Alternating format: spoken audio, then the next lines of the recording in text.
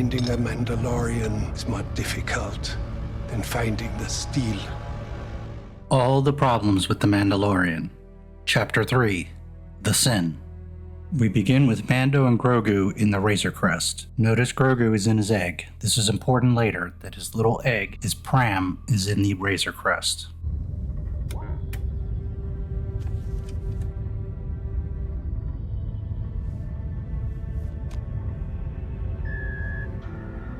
Upon your return, you know where to find me.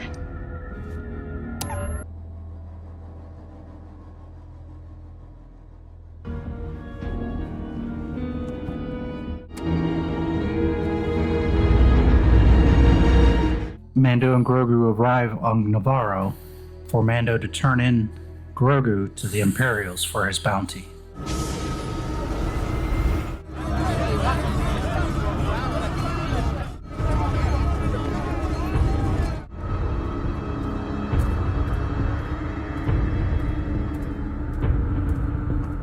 Mando and Grogu arrive at the office for Mando to collect his reward. Here we see Dr. Persian with his glasses on. As I had mentioned in Chapter 1, George Lucas very specifically said that no one in the Star Wars universe wears glasses. It's not an issue in that universe. Masks, goggles, etc. are fine. Those are eye protection. Dr. Persian has eye correction, which does not exist in the Star Wars universe. Go the spoilers. Pay close attention to how the Imperial opens the Camtono. From left to right he hits the buttons, and then it opens. Let's count the Beskar bars. 1, 2, 3, 4, 5, 6, 7, 8, 9, 10. 2 rows, there are 20 bars of Beskar here. What are your plans for it? You've taken both commission and payment. Is it not the count of the guild that these events are now forgotten? Indeed, Mando just broke the Bounty Hunter Guild's biggest rule. Also, as a Mandalorian, you are a bounty hunter. You're not here to get into your feelies. You're here to collect and deliver a bounty. No questions asked, no involvement, no feelies. He is going against his own ethics. He's very preachy and constantly saying how this is the way and we have to do things a certain way. And here he is breaking the biggest rule in the Bounty Hunter Guild. You do not get involved. Pay attention to Mando's cape. It is hanging off his back, not over his right shoulder.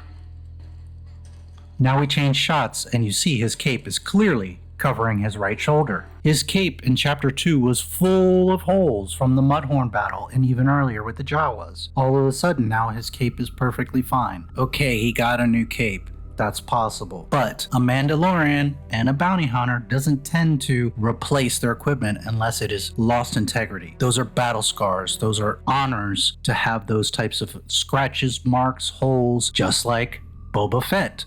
But again, this is Disney. This is not a real bounty hunter nor Mandalorian. Mando walks down into the covert, and of course the cape is off of his shoulder again. Mando arrives at the forge to speak to the armorer. Pay close attention to how he opens the Camtono.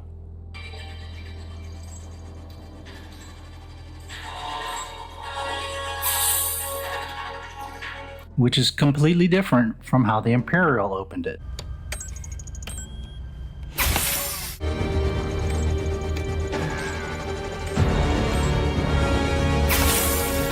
He didn't have time to change the combination, nor would he. They literally got the continuity wrong of how to even open the Camtono.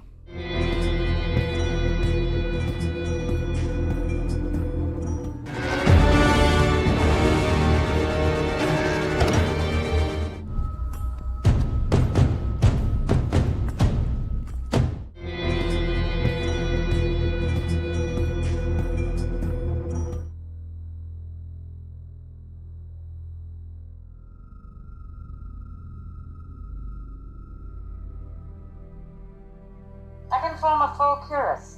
This would be in order for your station. That would be a great honor. As Mando is speaking to the armorer, Paz Vizsla comes in and starts to question Mando. From the beginning of this show until the 3rd season when Paz Vizsla dies, he is constantly grilling Mando. This is important, remember this, because he's always a thorn and questioning Mando and fussing at him. This is important for later. Our world was shattered by the Empire with whom this coward shares tables. So after Paz talks trash about Mando for a few, he attempts to pull off Mando's helmet, again trying to disrespect him and challenge him. They get into a little scuffle and the armorer settles them down. This is the way.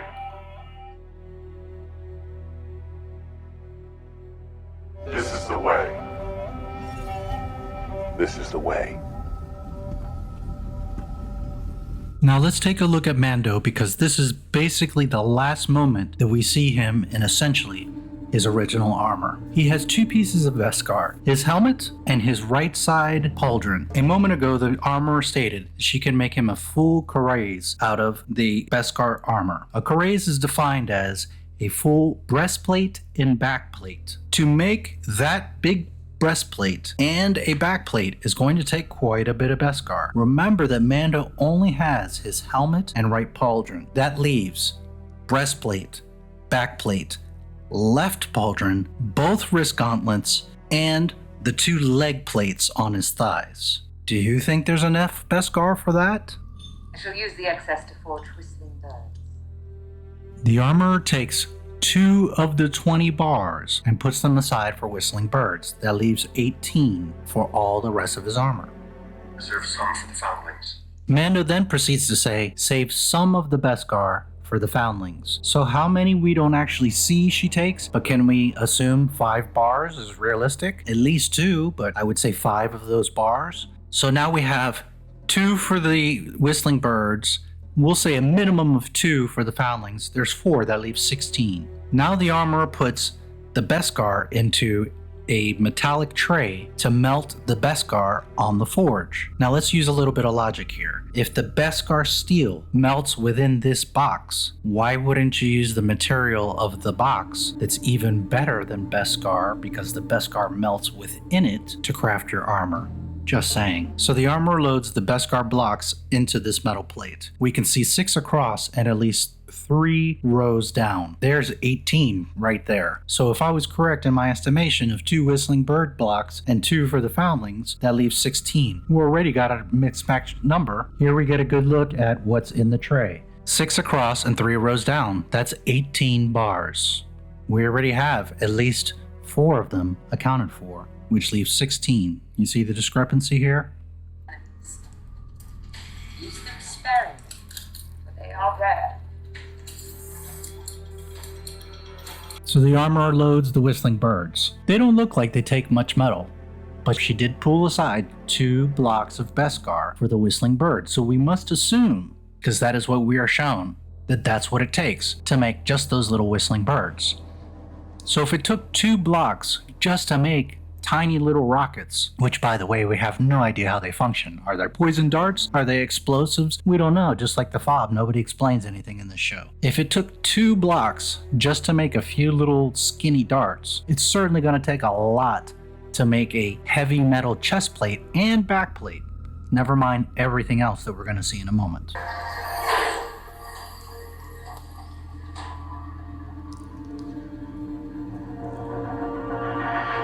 We see the chest plate vibrating and floating over the forge. We have to assume that the box, that crate she put into the forge with the 18 bricks of Beskar, is where that plate comes from. That box of material is what generated just the breastplate, not the other stuff, not even the backplate. Just the breastplate took 18 bricks, because that's what they showed us. We are not allowed to just assume, oh, it only took 6 of them. No, they showed us that it took 18 blocks in that box. That's what went into the forge. Then in the forge, we see the chest plate floating. So we must assume that 18 blocks were used for the chest plate. 2 were used for the whistling birds. That's 20. There was only 20 blocks. So where is the other Beskar for the backplate, the knee pads, the 2 gauntlets, and the other pauldron? We have a discrepancy now, don't we, Dave Filoni and Favreau?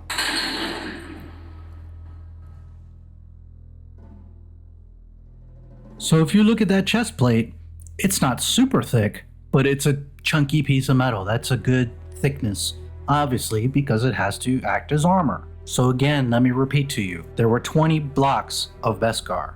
2 were put aside, we saw for a fact, for Whistling Birds. Some had to be put aside, even if it's just 1 brick for the Foundlings. I'm sure it would have been 2 to 5 bricks, but we'll just say 1 just to be kind to Disney. You've got 18 in the box, which is what we are shown.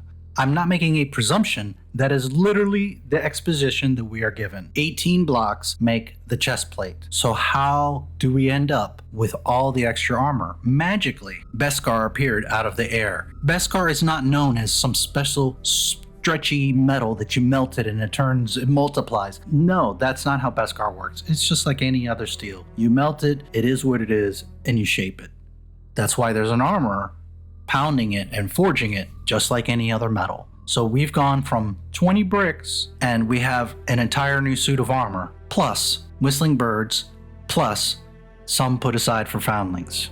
There's a huge discrepancy in the amount of Beskar compared to what Mando has as he steps into the cantina to speak with Greef Karga and collect his reward. Let's look at Mando now.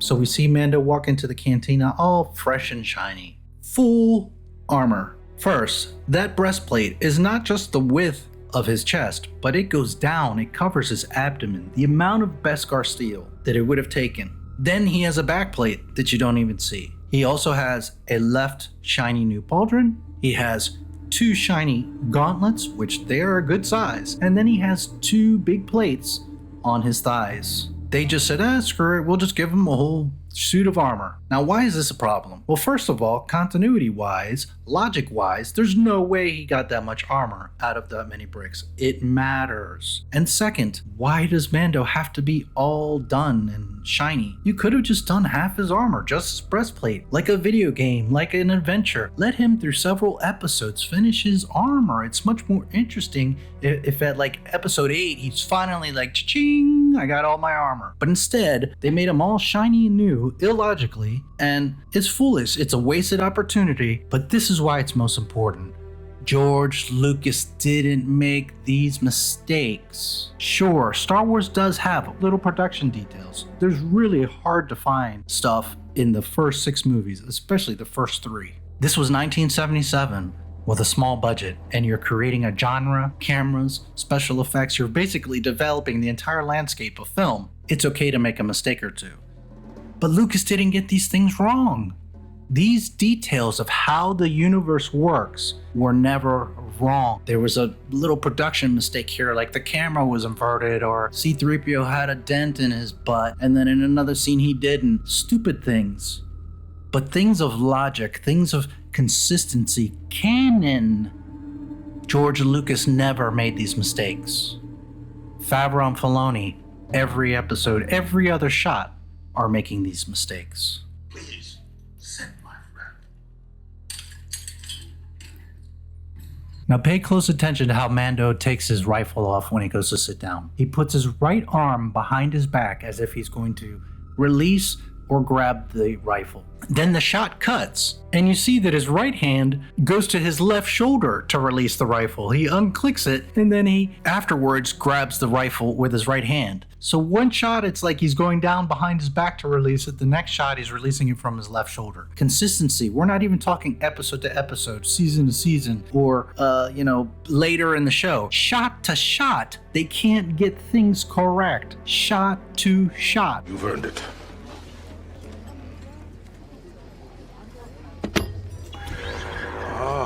That's the best of the lot, a nobleman's son. Any idea what they're gonna do with it? With what? The kid. Here again, Mando breaking the rules, asking about the bounty. Bounty hunters, Mandalorians do not behave this way. Only in Mickey Mouse Disneyland do they behave this way. Mando, of all the Mandalorians, is so preachy, constantly saying, we have to do this, we have to abide, we have to respect. And here he is, of all of them, breaking the rules. For a child that he's never known, doesn't know where he's from, what he is. For all you know, he could be the next Sith Lord, and this guy is stuck on this baby. I didn't ask. It's against the guild code. They work for the Empire. What are they doing here? The Empire is gone, Mando.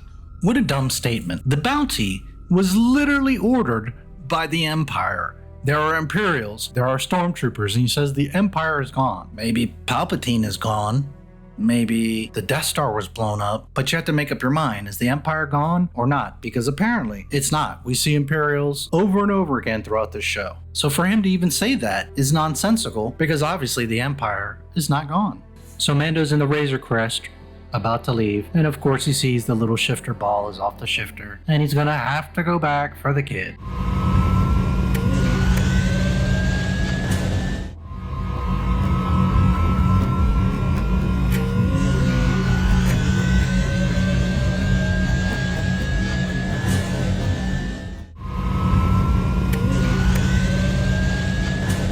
So Mando leaves his ship and heads back to the office to retrieve Baby Yoda. So as Mando is heading back to the office, you can see clear as day that there's sun out. It is light out. He then goes into some of the alleys and it gets darker. Okay, you can argue in the alleys it gets darker. But if you pay attention to this whole scene of him going back for Baby Yoda and escaping, the lighting is completely inconsistent. 1 second it's daylight, the next second it's all dark. Pay close attention when you're watching through these scenes of him going back to get Baby Yoda. Here he's walking into the alley, it's bright as day.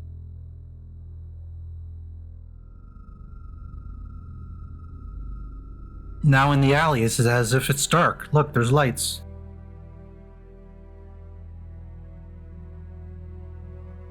And then he comes to the corner and it's bright as day again.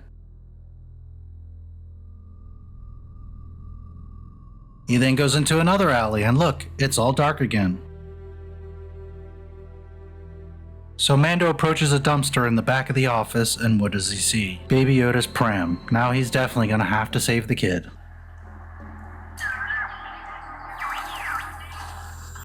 Finish your business quickly. I no longer can guarantee your safety. Mando goes around the back of the office and puts one of his little explosive mines on the wall. Convenient that he remembers it sometimes, but what happened on the Sandcrawler, Mando?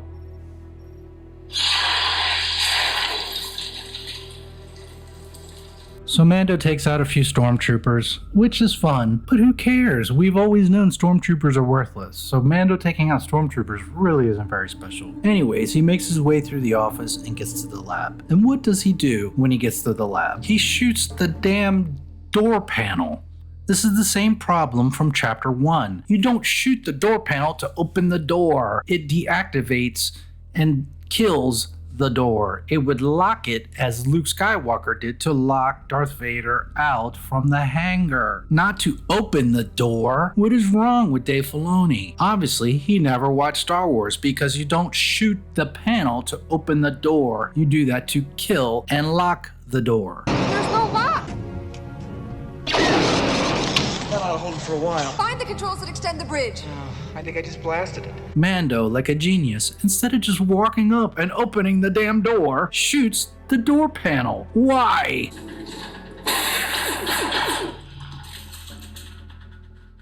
Split up. We'll flush them out. So Mando gets to a room with containers and knocks out the light. If you didn't catch this before, this is literally a ripoff of Metal Gear Solid. Solid Snake creeping around the boxes, the guards with the flashlights. Listen to how the guards talk. They even sound like the guards in Metal Gear Solid. Granted, that's how stormtroopers talk, but this is Metal Gear Solid. Some would say, oh, it's a homage. No, this is called lack of creativity and just copying off of other people's art.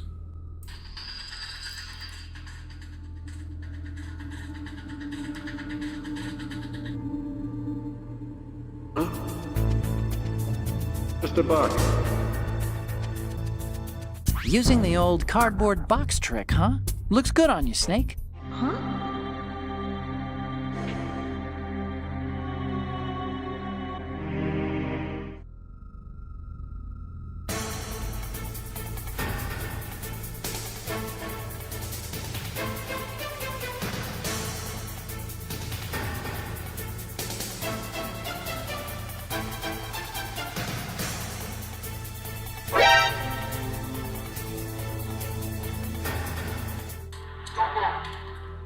Hands up! Drop the blaster! Wait. I'm holding is very valuable. Mando comes into a big main room, and he gets surrounded by stormtroopers. I always give credit where credit is due. He uses the whistling birds, which I think are very cool, and the scene is very well executed. It looks real. It's a cool shot of how it works. Although again, we don't know what the whistling birds do. Do they poison you? Do they stun you? Are they explosive? Nobody knows. Stand up!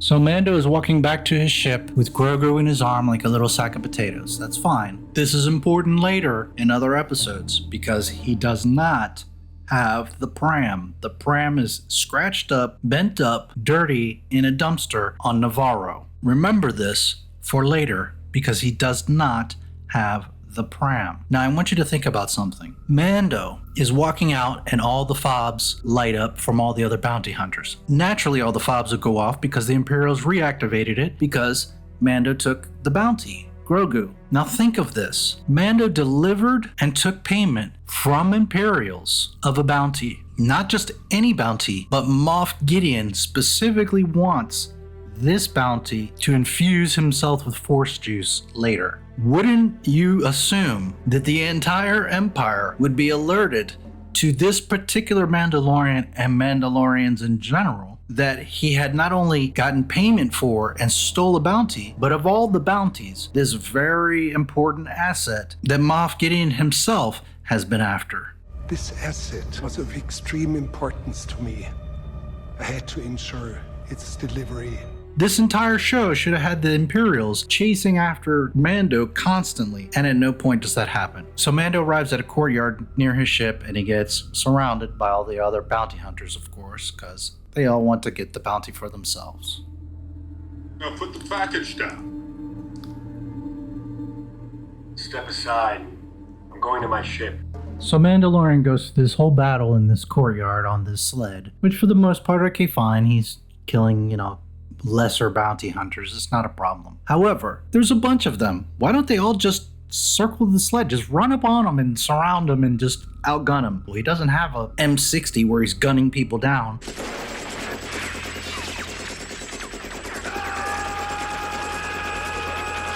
He has a little pistol and a rifle that he has to reload every 2 shots. They all should have just rushed him and surrounded him and blasted the crap out of him or jumped on him. He then pulls out the flamethrower and he cooks 7 of them or whatever.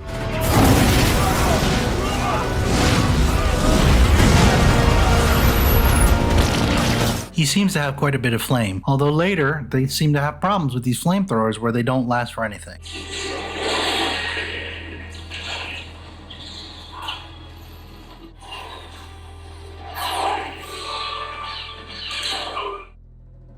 So Mando's basically getting surrounded, and out of nowhere, all these Mandalorians show up. Now I want to stress, I'm a huge Boba Fett fan. He's my favorite Star Wars character. I'm a huge Mandalorian fan. Real Mandalorians. George Lucas, actual Star Wars Mandalorians, not Filoni, baloney, macaroni, Disneyland Mandalorians. It's very cool to see these Mandalorians come in their jetpacks and help out Din Djarin. I'm all fine with that. It's very cool scene. I enjoyed it. But why are they even coming to help him? Paz Vizsla is constantly giving him problems. It seems like he's like the black sheep of the group. How would they even know? Navarro's not that big, I suppose. They hear gunfire, maybe a couple explosions, but it's like out of nowhere, all of a sudden, all this whole Mandalorian army comes just to help Din Djarin, who's breaking the biggest rule in Mandalorian and bounty hunters asking about and now stealing a bounty that he just turned in and got payment for. How nonsensical is this? They're aiding and abetting an idiot because this is not what real Mandalorians do. And you might think I'm harping on this, but the difference here is I've been a Star Wars fan since May 25th, 1977, and I know what a real Mandalorian is. StarWars.com, February 3rd, 1999. Boba Fett, a real bounty hunter and real Mandalorian. Fett wears the armor of the Mandalorians. a group of fearsome warriors dating back to ancient times who were defeated by the Jedi Knights. Now, if Mandalorians were wishy-washy, let's save a kid, let's break our own ethics and rules, let's go steal a bounty that we just turned in and got paid for, if they're so righteous and so good, why did the Jedi have to defeat them?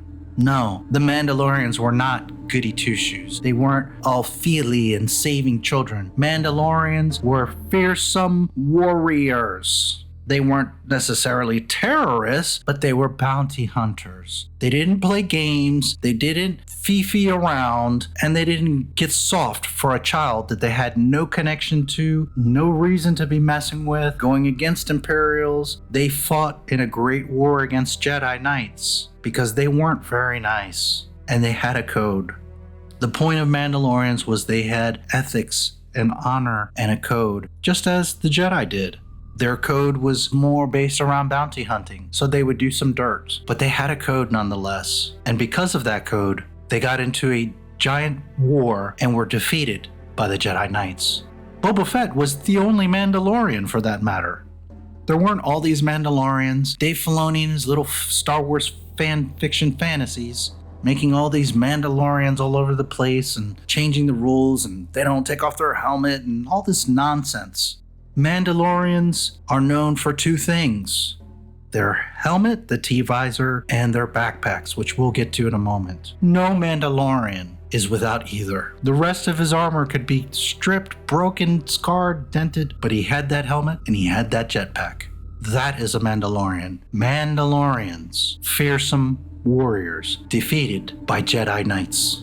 With that said, I did like this scene very much. It's very cool to see the Mandalorians coming in on their jetpacks. But A, this is not how Mandalorians behave. B, how did they even know where Din is, to come help him, what he's doing? And third, and most importantly, their ethics. Why would they come and aid and abet a Mandalorian, a bounty hunter, that is going against his own ethics? Right there, he should be banished from the order. He turned in a bounty. He got paid for the bounty, and he even called that bounty his enemy. It wasn't a noble kill. I was helped by an enemy. And he has now gone to rescue this enemy.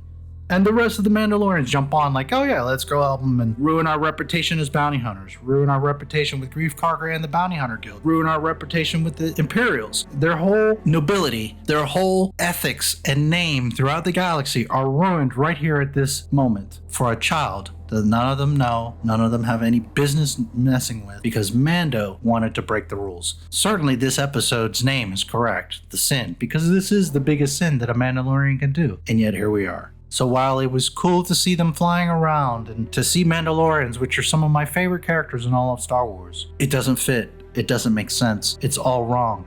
This is not how bounty hunter, especially Mandalorians, behave. Get out of here. We'll hold them off. We're going to have to relocate the covert. This is the way. So Paz Vizsla, that gives Mando problems from the beginning and through 3 seasons of the show, shows up and is like, hey, get the kid and get out of here. We'll cover you, no problem. 5 minutes ago, you're trying to rip his helmet off. Now you're like, I'm here, brother. We don't know how we got here. You broke the biggest rule in all of Mandalore, but we're here to save you. And Mando's like, oh, we'll have to move the covert. And he's like, oh yeah, there's no big deal. This is the way. How dumb is this? They blew their cover, blew their entire name and credibility for this child. And Paz, his biggest opponent, is like, yeah, no worries. This is the way. This is the way. So Mando leaves with the kid, runs to his ship, and Grief Karga is hiding inside of his ship. Makes sense. Good move by Grief. Grief tries to catch Mando. Mando makes a smokescreen and ends up shooting Grief Karga in the chest. Basically, he assumes he killed him. Yet later, they're buddy-buddy. They work together, they're friends. I wanted to come to this. But then you broke the code. Grief Karga reminds him, you broke the code. How can you possibly trust any Mandalorian now, especially this guy, Din Djarin, when he broke the code? Why would you trust him with any bounty or any Mandalorian, now that word spreads, with any kind of job when they break their own ethics? Now pay attention to that whole battle and Mando flying off. It's completely dark out. It's nighttime. Remember, 5 minutes ago, it was light out. Now it's all dark. And guess what happens? So we see Mando flying off above the battle. It's all dark. Very next shot, it's light out, there's sun. You can see perfectly fine that it's sunny out. There's some clouds, but it's daytime. Lucasfilm can't keep track of one shot to the other. The lighting is all messed up in this episode. 1 second it's dark, 1 second it's light, 1 second it's dark. Roughly $12 million an episode, and they can't keep the time of day straight in the show. And this was a problem in Chapter 1, if you recall. Now, the dumbest part of this whole chapter, and arguably one of the dumbest things in the entire show, Paz Vizsla, once again, Mando's biggest thorn, constantly questioning him, constantly messing with him, and I'm only talking about Chapter 3. If you've seen the show, you know that much later he does all kinds of things to mess with Mando and to give him problems. But just up to now, he's a problem for Mando, constantly questioning him. 5 minutes ago, he's trying to rip his helmet off, and out of nowhere, of all the Mandalorians, Paz Vizsla comes along, flies next to his ship, and salutes Mando?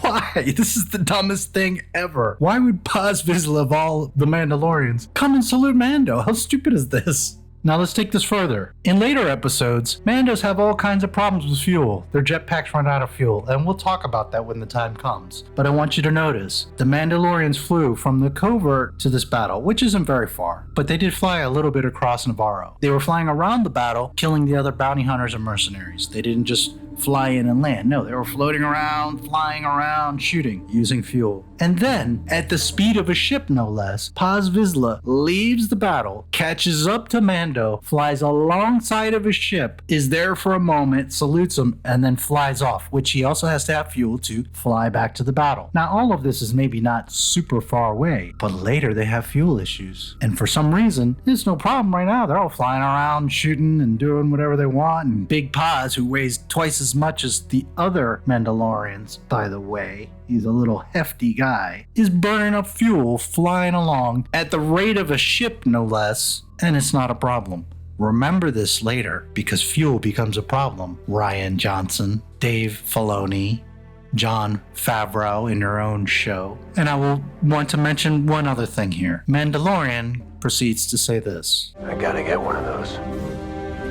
The premise of this show, Mando getting his armor, kind of like a video game, leveling up. Okay, I have no problem with it. It's a okay concept. I'm with it. He gets his armor as he goes along. But number one, as I said earlier, why does he have to go from one episode of having just a pauldron to all of a sudden now he's this shiny suit of armor? They should have done it in phases. And second, Mandalorians have always been distinguished throughout the books, throughout the movies, throughout any type of Star Wars literature, reference, toys, canon. Mandalorians were known for two things: their T-visor helmets and their jetpacks. So maybe he didn't have enough Beskar for all of his armor. Maybe he didn't have extra weapons. They all have different weapons. All of their armor is different. It's not like they all have the same leg plates and chest plates and wrist gauntlets. They all are different. Every Mandalorian is different. Everything else could be different, even to the extreme of Sabine in Disneyland, where she's all graffiti and purple and pink, which is not what a Mandalorian would do. But anyways, even to that extreme, they were always known for the T-visor and the jetpack. So for Mandalorian to not have his armor, to be new, to be whatever they want to make him, fine. But to not have a jetpack from the beginning is one of the biggest mistakes that Dave Filoni made. The guy that's supposed to know Star Wars reminds us that one, he doesn't really know Star Wars, and two, he just doesn't give a damn. It didn't matter his insignia, his paint, his name. You knew Mandalorian in the Star Wars universe by that helmet and the fact that he had a jetpack. That is a real Mandalorian. So we close the episode with Mando and Grogu flying off of Navarro. Look at the chair behind Mando. There is no pram. There is no Baby Yoda egg. Remember that at the end of Chapter 3, The Sin, and we will discuss this more in Chapter 4, there is no egg.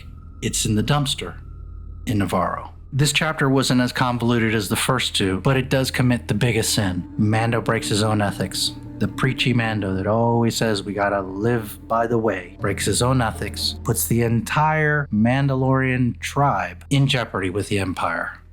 For a child he doesn't know, he has no business being involved with. Again, this child could be some evil thing and he's going out of his way to save it. I know that some will say, oh, but that's the point. They gotta be together and he's such a great man because he went back for the kid, and I get it. But that's not what a bounty hunter or a Mandalorian does. Not in the real world and most certainly not in Star Wars. And notice as Mando flies away from Navarro, there's sunlight everywhere. It's bright as day.